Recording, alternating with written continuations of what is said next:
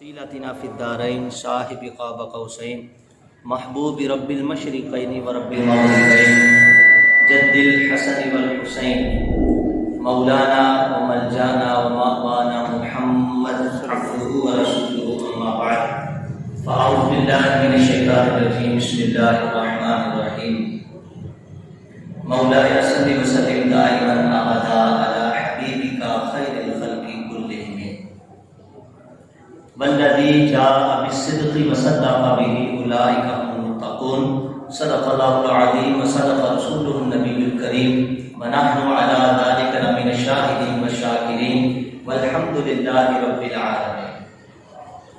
آج کا جو ہمارا جمعۃ المبارک کا خطبہ ہے وہ سیدنا صدیق اکبر رضی اللہ تعالی عنہ کا عشق رسول، آپ کا مقام فنا رسول ہونا، یہ کیا چیز ہے، اور جو اسلامی کارنامے آپ نے سر انجام دیے وہ کیا ہے، اور پھر آخر میں بد مذہبوں کی طرف سے جو ایک دو اعتراضات ہوتے ہیں ان کے جوابات انشاءاللہ میں آپ کو دوں گا۔ اس مختصر سے وقت میں اللہ کریم کی بارگاہ میں دعا ہے کہ اللہ تعالیٰ مجھے حق بولنے، آپ حضرات کو حق سننے اور اس کو آگے پھیلانے کی توفیق عطا فرمائے۔ تاریخ الخلفاء کے اندر لکھا ہوا ہے کہ حضرت مولا مشکل کشا علی المرتضی شیر خدا کرم اللہ تعالی وجہ الکریم فرماتے ہیں والذی جاء بالصدق، وہ کہ جو سچ لے کر آئے، اس سے مراد حبیب کبریا حضرت محمد مصطفیٰ صلی اللہ علیہ وسلم کی ذات ہے، وصدق بھی، اور جنہوں نے مصطفیٰ کے لائے ہوئے احکام کی تصدیق کی، فرماتے ہیں وصدق بھی، اس سے مراد حضرت ابوبکر صدیق کی ذات ہے۔ اولئک هم المتقون، رب فرماتا ہے یہی لوگ متقی ہیں، یہی پرہیزگار ہیں۔ افضل البشر بعد الانبیاء، خلیفہ اول بلا فصل صدیق اکبر رضی اللہ تعالیٰ عنہ، یہ امت محمدیہ کے ایسے فرد فرید رکن رکین ہیں جو اپنے فضائل، خصائل، مرتبہ، مقام کے اعتبار سے سب سے ممتاز ہیں۔ یوں تو آپ کے کمالات بے شمار ہیں، لیکن آج مخصوص 3 ٹاپک میں نے آپ کے سامنے عرض کیے، اس میں سے پہلا جو میرا ٹاپک ہے وہ ہے آپ کا مرتبہ فنا رسول، عشق مصطفیٰ۔ سب سے پہلے اس کو سنیں گے۔ دنیا تصوف اور طریقت کی ایک اصطلاح میں فنا لفظ آتا ہے، کیا آتا ہے بولے؟ فنا۔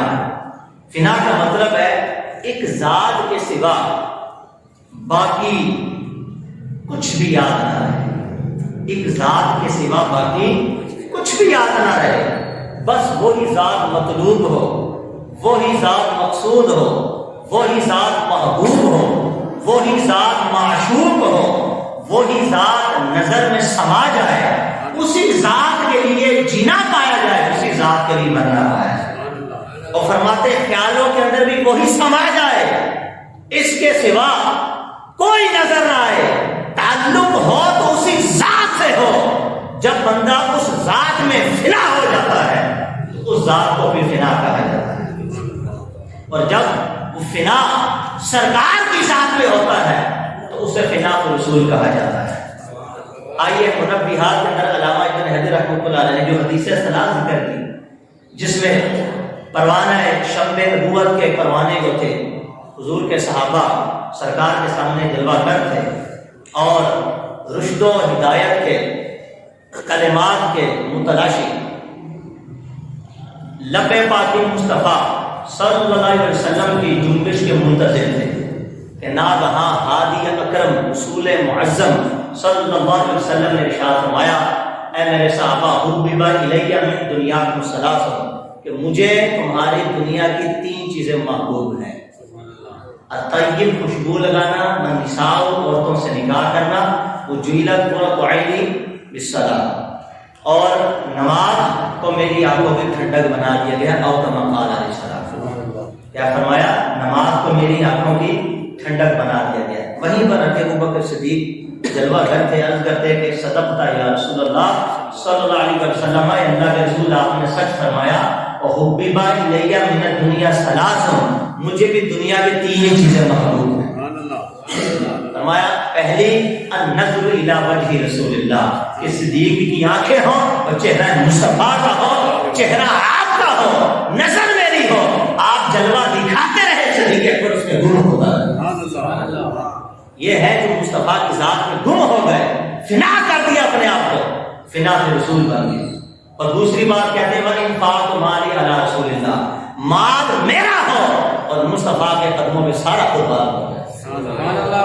وَأَن يَكُونَ ابْنَتِي تَحْتَ رَسُولِ اللَّهِ، بیٹی عائشہ میری ہو اور نکاح میں مصطفیٰ کیا جائے۔ یہ تین چیزیں محبوب آپ نے ذکر کروائی۔ آج جو خاص سیدنا صدیق اکبر رضی اللہ تعالیٰ عنہ کی ذات کے بارے میں تین ٹاپک میں آپ کے سامنے ذکر کروں گا، لیکن یاد رکھیے سرکار علیہ السلام کے سارے صحابہ کی تعظیم ہمارے واجب و فرض ہے۔ رضی اللہ عنہ ورضوا عنہ، رب ان سے راضی، وہ اللہ سے راضی، وَأَلْزَمَهُمْ كَلِمَةَ التَّقْوَىٰ، اللہ نے پرہیزگاری کا کلمہ ان صحابہ کی ذات پہ لازم قرار دے دیا۔ صحابہ گناہ سے بچیں گے، رب صحابہ کو گناہوں سے محفوظ رکھے گا۔ یہ یاد رکھیے کسی بھی صحابی کے بارے میں سب و شتم، گالی گلوچ، معاذ اللہ، برے الفاظ کہنا حرام حرام حرام، جہنم میں لے جانے والا کام ہے۔ جامع ترمذی کے اندر ہے، سرکار نے ارشاد فرمایا اللہ اللہ فی اصحابی لا تتخذوهم عرضا من بعدی، عرضا من بعدی، سرکار نے ارشاد فرمایا میرے صحابہ کے بارے میں اللہ سے ڈرو، میرے بعد میرے کسی بھی صحابی کو نشانہ نہ بنانا، یعنی میری صحابہ کی ذات کو نشانہ نہ بنانا، ان کی ذات پہ اعتراض نہ کرنا کہ میرے صحابہ ہیں، اصحابی کا نجوم تھی اییم اقتدیتم اہتدیتم، او کما قال علیہ السلام، فرمائے میرے سارے صحابہ ستاروں کی طرح ہیں، جیسے اندھیری رات میں تارے روشن ہوتے ہیں اور اپنی روشنی سے پورے عالم کو منور کرتے ہیں، فرمایا میرے صحابہ کو جو فیض ملا ہے وہ میرے سینہ علم نبوت کا فیض ملا ہے، وہ میرے تربیت یافتہ ہیں، ان میں سے کسی کی بھی پیروی کرو گے ہدایت پا جاؤ، ہدایت پا جاؤ، قربان جائیے۔ اور پھر فرمایا اذ رأیتم الذین یسبون اصحابی فقولوا لعنۃ اللہ علی شرهم، او کما قال علیہ السلام، فرمایا جب تم دیکھو لوگوں کو کہ وہ میرے صحابہ کے بارے میں بکواس کریں، ان کو برا بھلا کہیں، سب مل کر بیک زبان بولو کہ تمہارے شر پہ خدا کی لعنت۔ یہ سرکار اسلام کا فرمان ہے۔ اور جو صحابہ کے بارے میں بکواس کرتے ہیں وہ حضور کی امتی کیسے ہو سکتے ہیں؟ کہ جب سرکار نے منع فرما دیا کہ نشانہ نہ بنانا، اعتراض نہ کرنا، جو ان کی جد و جدل، جو خطائیں اجتہادی ہوئی وہ ان حضرات کی اپنی ذات کا معاملہ تھا، اس کے باوجود جب رب فرماتا اللہ ان سے راضی اور رب سے راضی ہے، پھر تو اور میں کس کھاتے میں رہ گئے جو ان کی ذات کو نشانہ بنائے، ان کی ذات پہ اعتراض کرے۔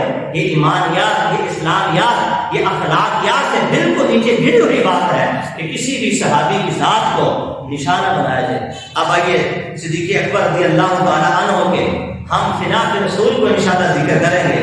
تو اگر یہ دریافت کرنا ہو کہ فنا کے رسول کون ہوتا ہے، نہ تو یہ مسئلہ مجھ سے پوچھے نہ کسی اور سے پوچھے، بلکہ ادب سے سیدنا صدیق اکبر کے دربار میں حاضر ہو گئے۔ اللہ اکبر، خدا کی قسم، خدا کی خدائی میں اس دھرتی کے سینے پر اگر فنا کے رسول کی کوئی سب سے اعلیٰ مثال قائم ہو سکتی ہے تو سیدنا صدیق اکبر کی ذات ہے۔ یہ فنا کے رسول اور کوئی نہیں، جو ان کا مقام ہے، جو رب نے مرتبہ ان کو دیا ہے، اور کسی کو نہ ملا۔ اور پھر فنا کی تاثیر کیا چیز ہوتی ہے؟ ہمارے صوفیہ لکھتے ہیں جب کوئی محب محبوب کی ذات میں فنا ہو جاتا ہے تو نتیجہ پھر یہ نکلتا ہے کہ محبوب کی جتنی کیفیتیں، خصلتیں، عادتیں ہوتی ہیں وہ سب محب کی ذات میں سما جاتی ہیں۔ اور یوں محب محبوب کی ذات میں فنا ہوتا ہے کہ سب سے پہلے محب کو محبوب کی صفات ملتی ہے، اور جب یہ فنا کی منزل پختہ ہو جاتی ہے تو محب خود محبوب کی ذات میں اس طرح فنا ہو جاتا ہے کہ ذاتیں دونوں کی ایک ہوتی ہیں لیکن جسم دونوں کے جدا ہو جاتے ہیں، جان دونوں کی ایک ہو جاتی ہے۔ اور پھر جب یہ معاملہ آتا ہے تو صوفیہ لکھتے ہیں پھر کیا ہوتا ہے؟ کہتے ہیں پھر یہ کہ اس وقت جسم دونوں کے جدا، جان دونوں کی ایک ہوتی ہے، پھر تکلیف آ کر محبوب برداشت کرے تو محبی کو برداشت کرتا ہے، خوشی آ کر محبوب کو ہو تو محب کو بھی خوشی حاصل ہو جائے کرتی ہے۔ پھر جب محب محبوب کی ذات میں یوں فنا ہو جاتا ہے تو پھر دونوں میں دو تائی نہیں رہتی بلکہ یکتائی آ جاتی ہے، یکسائی آ جاتی ہے۔ پھر حال یہ ہوتا ہے کہ شکل میں، صورت میں، لباس میں، گفتار میں، کردار میں، اقوال میں، افعال میں، چال میں، ڈال میں، خط و خال میں، یہاں تک کہ جوت و نواز میں، چمک میں، دھمک میں، مہک میں، جھلک میں، فرمایا محب کے چہرے سے وہی نظر آتا ہے جو محبوب کی ذات میں نظر آتا ہے۔ یہ ہوتا ہے فنا کے رسول۔ پھر کہتے ہیں یوں سمجھو کہ محب محبوب کا آئینہ بن جاتا ہے، محب محبوب کا مظہر بن جاتا ہے۔ ارے فنا کی حالت اگر آپ نے دیکھنی ہو تو دنیا کے قصے کو چھوڑ دو، فرمایا سوہنی مہین بال کے قصے کو چھوڑو، لیلا مجنون کے قصے کو چھوڑ دو، ہیر رانجھا کے قصے کو چھوڑ دو، اگر تمہیں عشق رسول کی داستان سننی ہو، اگر فنا کی تحصیل کو معلوم کرنا ہو تو فرمایا صدیق اکبر کی بات کرو، یا صدیق یار کی بات کرو، رب کعبہ کی قسم محبوب مصطفیٰ جیسا کوئی نہیں اور محب محبوب کے صدیق جیسا کائنات۔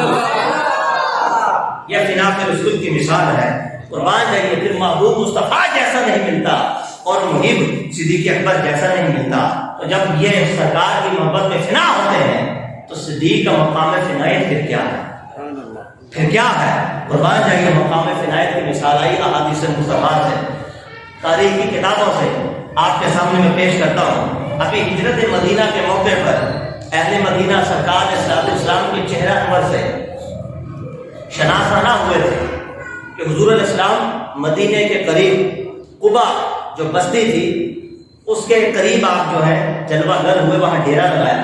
شہر مدینہ اور مضافات مدینہ کے لوگ جوق در جوق سرکار اسلام کی زیارت کے لیے دوڑے چلے آ رہے تھے کہ سرکار کی قدم بوسی کی جائے، مصطفیٰ کے ہاتھ چھوئے جائے، مصطفیٰ کو سلام کیا جائے۔ لیکن ایک عجیب منظر دیکھا، جب وہ لوگ مقام قبا کے پاس پہنچے تو وہیں پر رہ گئے، اور ایک عجیب منظر دیکھا کہ شخص دو ہیں، کہو نا سبحان اللہ، دونوں ایک جیسے سونے، دونوں ایک جیسے سونے۔ ان کا حال کچھ یوں ہے کہ ان دونوں کا لباس بھی ایک جیسا، داڑیاں بھی ایک جیسی، زلفیں بھی ایک جیسی، رنگتیں بھی ایک جیسی، سنگتیں بھی ایک جیسی، فرمایا رنگ بھی ایک جیسا، ڈھنگ بھی ایک جیسا، آہنگ بھی ایک جیسا، چہرے پہ چمک بھی ایک جیسی، لبوں پہ دھمک بھی ایک جیسی، آنکھوں میں جھلک بھی ایک جیسی، جسم کی مہک بھی ایک جیسی۔ اب حضور بھی اللہ کی قدرت کا منظر دیکھ رہے ہیں اور حضور بھی خاموش ہے، صدیق اکبر بھی منظر دیکھ کے خاموش ہیں۔ لیکن جب صدیق اکبر رضی اللہ عنہ لوگوں کا یہ حال دیکھا تو انہوں نے کہا کہ میرے عشق نے میرا یہ حال کر دیا کہ میرا میرے میں کچھ نہ رہا، سب مصطفیٰ کا ہوا۔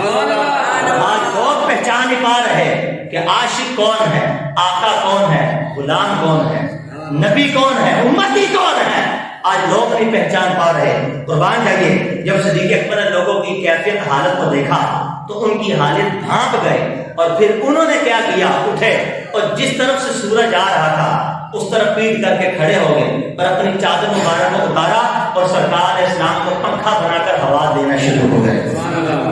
اب لوگوں کو پتا چلا کہ محبوب کون ہے، محب کون ہے، آقا کون ہے، غلام کون ہے، مولا کون ہے اور خادم کون ہے۔ اب لوگ جو جب سرکار اسلام کو پہچان گئے، اب آئے، قدم بوسی ہو رہی ہے، مصافحہ ہو رہا ہے، سرکار میں سب سے پہلے سلام عرض کیا جا رہا ہے۔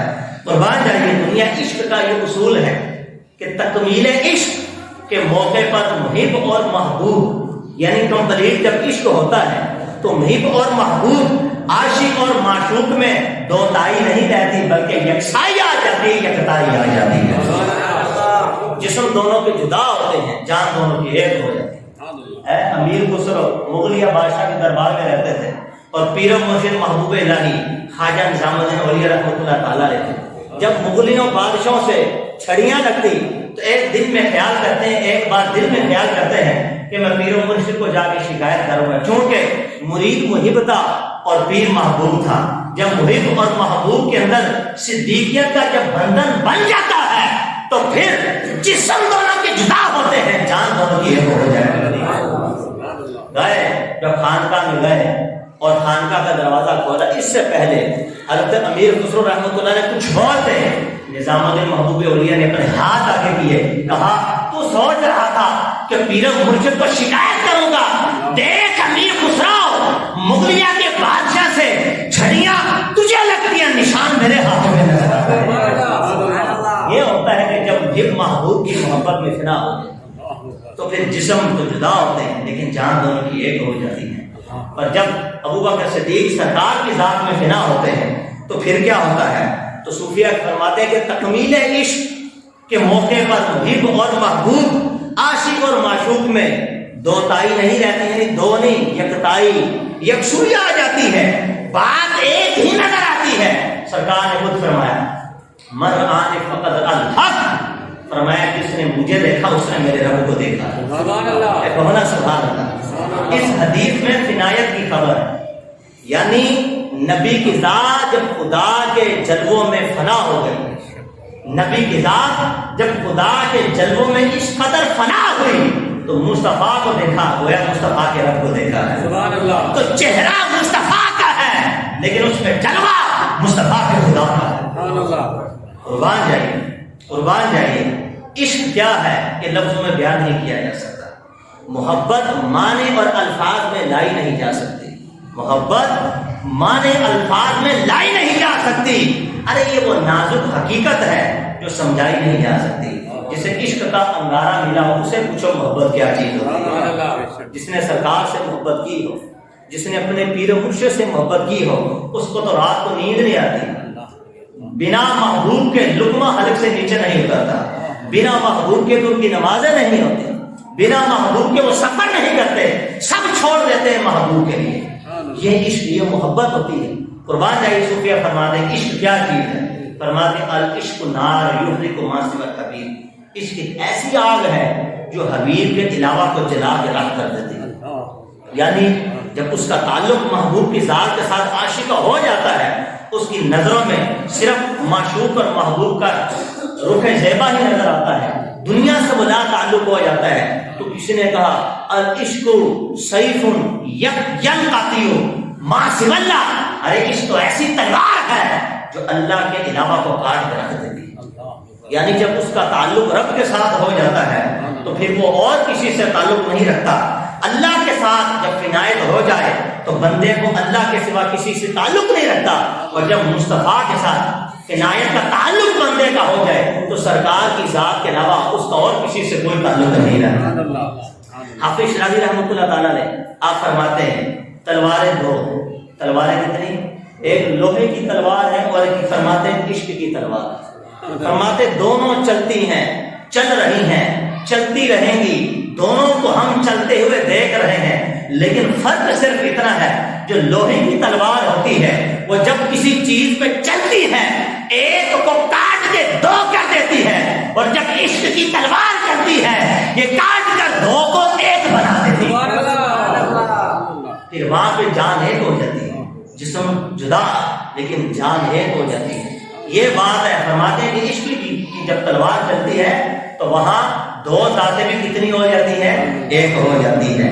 صدیق اکبر رضی اللہ تعالیٰ عنہ کی کامل فنایت کیا تھی؟ قربان جائیے، اس مرتبے میں آپ کا کوئی ثانی نہیں ہے نہ ہوگا۔ محب اور محبوب میں جب کامل طور پر فنایت ہو جاتی، کامل طور پر، تو حال یہ ہوتا ہے کہ دونوں کی حالت ایک، کیفیت ایک، صورت ایک، سیرت ایک، کردار ایک، افعال ایک، اقوال ایک، گفتار ایک، خط و حال ایک، جد و نواز ایک، چلنا ایک، پھرنا ایک، سوچ ایک، فکر ایک، حیات ایک، وفات ایک۔ اب میں اس کو ثابت کروں گا، یہ ساری چیزوں میں ابو بکر صدیق رضی اللہ تعالیٰ عنہ جب نبی پاک علیہ السلام کی ذات میں فنا ہوئے تو فنایت تامہ ایسی بڑھی کہ جو مصطفیٰ کرتے تھے وہ ظہور ابو بکر صدیق سے ہوا کرتا تھا۔ اب ذرا اس کو سنیے، اللہ اکبر۔ اب میں کیا کہوں، میں کیا کہوں، وہ کیا جانتے ہیں، بس اتنا کہتا ہوں کہ اس مرتبہ عنایت میں جب دونوں کی حالت ایک ہو جاتی ہے تو پھر محبوب کو صحت ملتی ہے تو محب بھی صحت مند ہو جاتا ہے، محبوب کو چوٹ لگتی ہے تو محب اس کی تکلیف برداشت کرتا ہے. نشتر جب لیلا کو رکھتے ہیں تو مجنون کی پیشانی سے خون نکلا کرتا ہے. ارے اس عشق کی ریت میں کوئی آ کر دیکھے غزوہ احد میں پتھر مصطفیٰ کے دانتوں پہ لگتا ہے, خون ویسے کرنے کے دانتوں سے نکلنا شروع ہو جاتا ہے. جنہوں نے عشق کیا ہو, جو مصطفیٰ کی محبت میں فنا ہو گئے, تو پھر وہ اس کو یوں ہی سمجھا کرتے ہیں. صدیق اکبر رضی اللہ تعالیٰ کی فنا تامہ کیا تھی؟ اللہ اکبر, اس قدر سرکار کی ذات میں فنا ہوئے, اس قدر فنا ہوئے کہ حضور کی عمر مبارک بھی 63 تھا. حضرت ابوبکر عمر کی کتنی عمر ہے؟ 63 سال. بولی کتنی عمر؟ سرکار کی عمر بھی 63 سال. حضرت ابوبکر صدیق کی عمر بھی کتنی؟ 63 سال. سرکار کا وصال پیر کے دن ہوا, حضرت ابوبکر صدیق کا وصال بھی پیر کے دن ہوا. سرکار علیہ الصلوۃ والسلام کا جو منظر وصال تھا وہی منظر وصال سیدنا صدیق اکبر کا تھا. سرکار علیہ الصلوۃ والسلام کا وصال اسی زہر کی وجہ سے ہوا, سیدنا صدیق اکبر کا وصال بھی اسی زہر کی وجہ سے ہوا. سرکار علیہ السلام کو زہر یہودیوں نے دیا, سیدنا صدیق اکبر کو بھی زہر یہودیوں نے دیا. سرکار علیہ الصلوۃ والسلام کی بیماری 2 ہفتے رہی تو صدیق اکبر کی بیماری بھی 2 ہفتے رہی. سرکار علیہ الصلوۃ والسلام کا مرض بخار درد سر سے شروع ہوا تو ابوبکر صدیق کا بھی مرض بخار درد سر سے شروع ہوا. سرکار علیہ الصلوۃ والسلام نے اپنی بیٹی کو وفات کے وقت وصیت کی تو صدیق اکبر نے بھی اپنی بیٹی کو وصیت کی. سرکار نے فرمایا ابو بکر کو حکم دو کہ وہ لوگوں کو نماز پڑھائے. ابو بکر نے حکم دیا عمر کو حکم دو کہ وہ لوگوں کو نماز پڑھائے. ارے جب محب اپنے محبوب کی ذات میں فنا ہو جاتا ہے تو اس وقت جس دونوں کے جدا ہوتے ہیں لیکن جان دونوں کی اور ہو جائے. یہ تھی فنا تامہ جو حضرت ابوبکر صدیق رضی اللہ تعالیٰ کو حاصل